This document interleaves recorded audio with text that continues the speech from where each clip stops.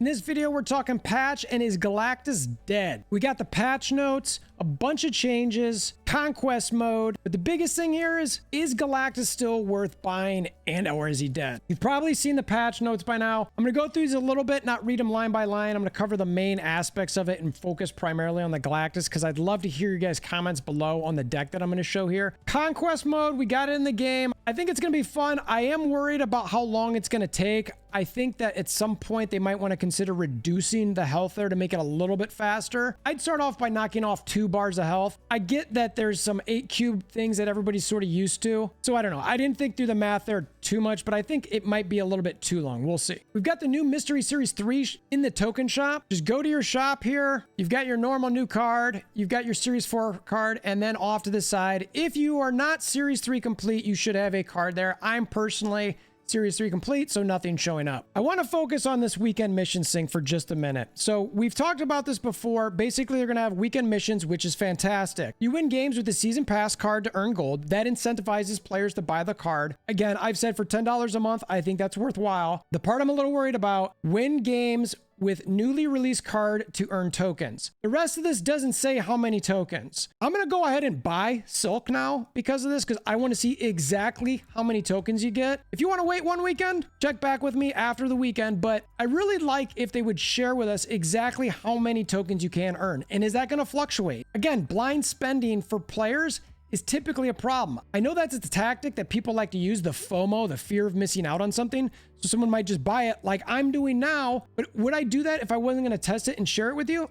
I'm not so sure I would. Now they do say each of these reward amounts will vary depending on the difficulty of the mission, but I'm curious overall each weekend, is there going to be a set amount like every weekend you can gain 1,000 tokens, 500 tokens, 100 tokens, 3,000 tokens? What are we talking about? There will be weekly missions available for each new card release. Weekly missions for a newly released card are a great way to earn back tokens for your new card, essentially reducing the overall token cost. I get it, but by how much? We've got the series drops. We've already covered these, so I'm not going to dive into those. We'll have an updated graphic in the near future. And we've got some balance changes. All right, so Galactus. The change here, first, the power. He goes from a 6'2 to a 6'7. The biggest thing here is on reveal, though. If you are winning this location and everything else is the same, and if it's your only card here, destroy all the other locations. So we did have a question about when it would trigger in case, because it isn't on reveal, but I wanted to make sure. And Glenn did confer, like most on reveal cards, unless they say otherwise, he checks as soon as he resolves. So as soon as he goes, it's done. They talk a lot in here about adjusting Galactus. I'm not going to go through each part of this. I get that it was a difficult card to figure out. I know why they waited. It was a tough thing, etc. They just saw the metrics growing too high, being used too much, and I think they knew that it was sort of a card that some people didn't like. Some people are looking at this right away going, he got leadered. I'm not so sure that's the case. The part I like about this for anti-Galactus players is the priority. So when you play Galactus on a location, that means that Galactus more than likely is going to have priority after the turn is over. Now, if the Galactus player has priority, goes, destroys all the other locations, then the other player goes and has more points than the Galactus at that point, then it does sort of hurt the non-Galactus player because then they don't have priority to be able to potentially either Enchantress or Shang-Chi, anything that the Galactus player might be laying down. In my mind, as the non-Galactus player, you do not want priority. You want the Galactus player to have the priority so that after, and this is all assuming Galactus gets played before turn 6. But I think there are a lot of really cool options that could be played here. We were talking on the Discord just a little bit. I was trying to think of a deck that maybe would hide Galactus some. This is the deck that I've got now. And again, we just theory craft this a little bit. I want to play with this some, but there's some opportunities here to potentially play with Galactus and get a good turn 6. A couple different paths, which you always want anytime you've got a deck. You don't want to have it too narrow. Some of my concerns are some paths get limited if you play certain cards. So I'm not ready to say it's a good deck, but something like this in my mind is like, well, now I've got some fun options at Galactus player. There's no Wolverine. I know. There's no Yondu. I know. The idea now is Galactus can maybe be a little bit more hidden, just a little bit, not fully, but a little bit. I won't go through each of the lines here, but let me know in the comments below what you think. Is this just a dead deck on arrival, or are you seeing some of the plays that I might be thinking about here? We were talking about this on the Discord, link in the description below. So because of that flexibility and decks like what I just showed, I think that Galactus might be a little bit more fun now, to be honest with you. And I personally am now going to buy him. Yeah, I've waited this long. I didn't love the gameplay, and as soon as they were talking about changing them, I'm like, I'm not spending 6K tokens on until I see what they do with this. Even with some potential OTA changes, which they mentioned here, it gives them the ability to tune them for further OTAs in the future. That means they're likely to maybe make them like a 6.6 or maybe a 6.5. I still think there's some decent options there. If they lower it too much, then he's never going to be used because he won't destroy other locations. You've got to have some of the opportunity. I think at 6.7, it's a decent spot. The next card they had on here was Maria Hill. They basically made it so instead of just summoning a 1-cost card, you have the opportunity to summon a 2-cost card, which I think is great. Dazzler, we talked about this on the last video briefly and in previous OTA guesses. They went from a 4-4 to a 3-2, and then ongoing it's +2 for each location that's full instead of +6. So you can still get the +6 if you have all locations full, but you're capped out now at 8 as opposed to 10. I would have liked to see Dazzler at a 3-3 personally, but I think this is solid, and I think you're going to start seeing her in some Surfer Brood decks, which is fantastic. The bug fixes, I read through these. There are nothing major here. I'm not going to go through those. We talked about Conquest, so this is now in game. You can see the metal shop just below it. We've covered this a little bit before. I'm not going to analyze. Well, look at this. Actually, hold on a second. So available, they give you some items available, and then they've got some that come later, which is sort of nice. Now, I think I saw this in some stuff that was sort of leaked out. This cost of 1,000 metals for a new avatar, as far as taking the conversion of metals to gold to dollars, I hate that. The caveat is if you can make a decent amount of metals by continuing to grind Conquest, maybe it's fine. But still on the surface, I wasn't a big fan. I do like how it's got a slow release over time though. And then here's Conquest. So it slides in. I like how it shows how many tickets I potentially have. We've seen all of these before. I do wonder if it lets me pick my deck once I'm in here. Okay, so it does let me change some. I threw together a deck just that had Kang in it. This is not necessarily a good deck. Maybe it will be. We'll see. So we play here. I like that it lets me confirm my deck. And within about 3 seconds, I get an opponent. So that's pretty nice. My deck that I've got is sort of a mishmash of stuff. I'm not saying it's a good deck. I was just being a little bit fun. It's sort of a lockjaw, all kinds of different fun little things with high Evo, Doom, Kang, even a Dracula thrown in there to potentially cut up some of those big cards. But, you know, with stones in your hand, that could be a little risky. So I'm not sure I love it. Oof, Central Park. Nobody loves that. There's the Dracula. Let's just throw out the Luke Cage to get something on the board. This is not a great play. I'm not loving this already, but we'll see. Let's see. So this is a move deck. All right. So we're playing against move. So we're going to get some multiple mans on the board. He's going to have multiple Iron Fist. Him having so many limited locations is very interesting and probably going to be tough for him, to be honest with you. Sort of surprised that they're snapping already.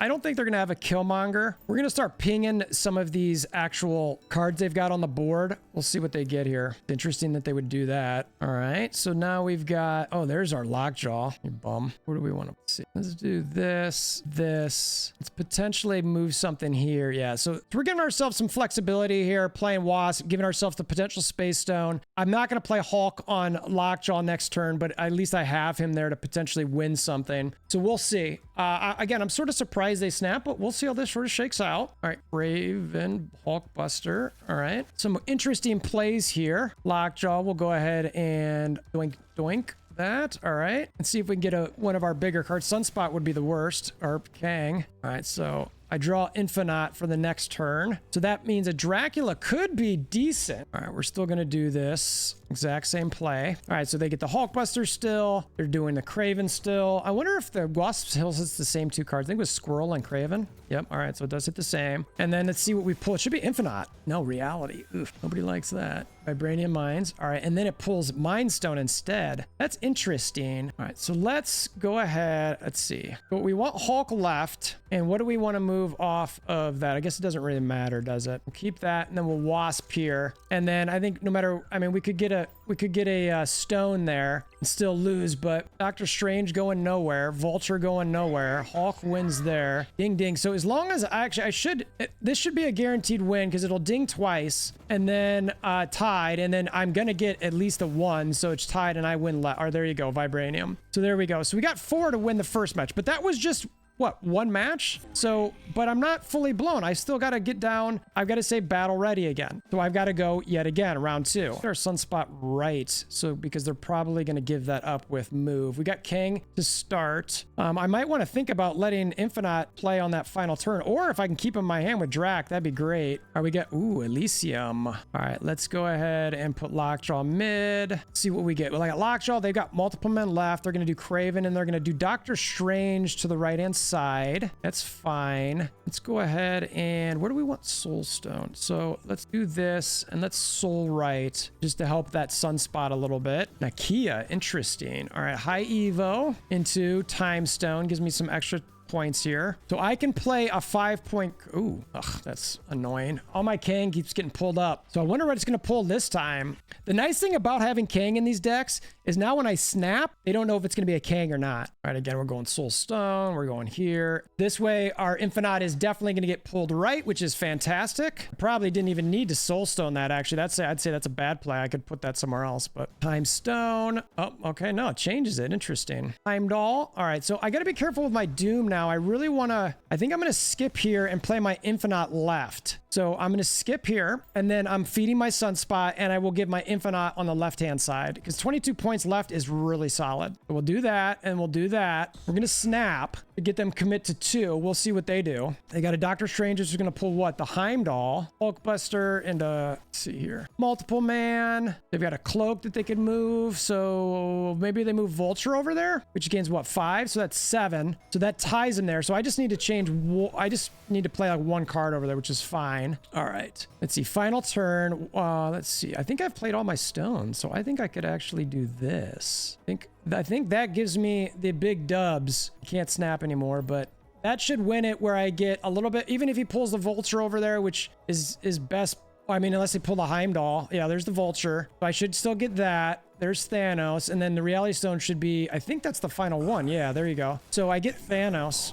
And then I should lose mid, which is fine. I'm not really worried about it. Man, it's okay. Dracula, maybe that should be good to go, right? Am I missing? Oh, look at that. Dracula gets the Wasp. All right, so we take that one down. Again, now we still need another game though. So that's where I'm saying, like, I think that this needs to be a little bit shorter. I don't know, I guess we could snap to shorten it, but we'll see. All right, so we got Super Flow. We're gonna, let's see, we could reality something, but I want to wait to potentially feed that into a Lockjaw. All right, so we still got our move deck. There's only 1 card. I'm not sure what they have yet that they have yet to play. I'm assuming it's a dagger. All right, we'll go ahead and play Luke Cage mid, and then we'll probably Lockjaw right.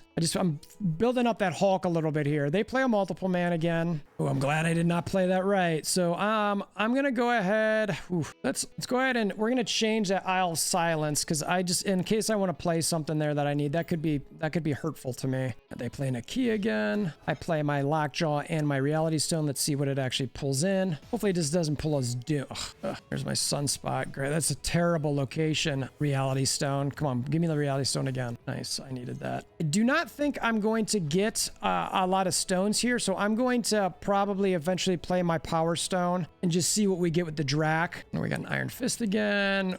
We're all avoiding Super Flow. All right, well, now I can't play any 1 cards over there. It's so funny that I'm getting all those low cards. So the right is pretty much donezo for me. We can do this. And then maybe what I do last turn is play Doom through the Crimson Cosmos and let Dracula sort of do whatever Dracula is going to do. I'm assuming their left-hand side is going to be the strongest. So they're already moving early with Heimdall. That's interesting. I could now just win that with Hulk, actually. Let's see what we get here. See what we get. All right, so we get a Time Stone. We got the Power Stone. All right, so there's Kang. Just snap, and let's see what cycles through here so we can see. This is one of the things I like. Again, it's a perfect draw for Kang. You snap there. They might retreat. They might not. I don't know.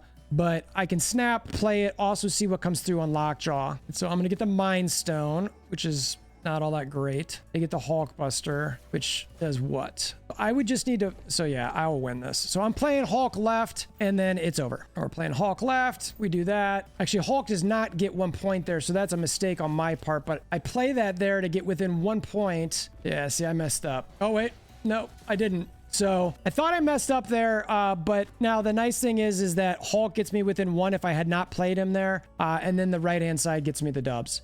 So the point of this though, okay, so I win, yay. I get my victory and I get 15 medals. I defeated that person. I get a silver ticket and I claim my ticket. And now if I wanted, I could go into silver. Now that person might've been a bot. A lot of people have been talking about running into a lot of bots in their early rounds. The point of that video was not necessarily to show you how to play. The point of that video is it took me several minutes to play that game. I mean, I'm 27 minutes into shooting this video. It won't be that long, but I'm guessing the last 15, 20 minutes was just that. So it's a dedicated sit down to get just one win in. I'll be curious to see how that plays out in the long run. One of the things I do want to mention though, that's really nice is that you can do your missions now from Conquest mode, which is amazing. That is absolutely not. Can I go back here and go back to Proving Grounds? Conquest? Let's see, can I? Yeah, so I can just go back to Proving Grounds and keep farming silver tickets if I want, which maybe I'll do. I can get a bunch of medals. Now I've got 15 medals and buy anything at the shop though. Right? So you can farm those medals. That's why I say when you see 1,000, your people are like, well, you could farm it. Yeah, maybe. But which of these actual conquest battles are you going to be able to farm? I wouldn't do it there. Maybe silver, 2 wins, not too bad. Gold, 3 wins potentially. And then you can get those infinity tickets. That's probably where you're going to want to farm. So I would recommend farming as many silver conquest tickets as you can. So that way, then when you go in that, then you can start farming your gold tickets. That's the way I'm probably seeing this. So what are your thoughts on the patch changes, Galactus, Conquest, all of it? I know it's early, but I'd love to hear your thoughts in the comments below. If this has been helpful for you at all, or you want to help support the channel, we appreciate if you hammer down that like button, share with the aunts, uncles, nieces, nephews, grandma, grandpas. Appreciate it. Until next time, hope you have a wonderful day.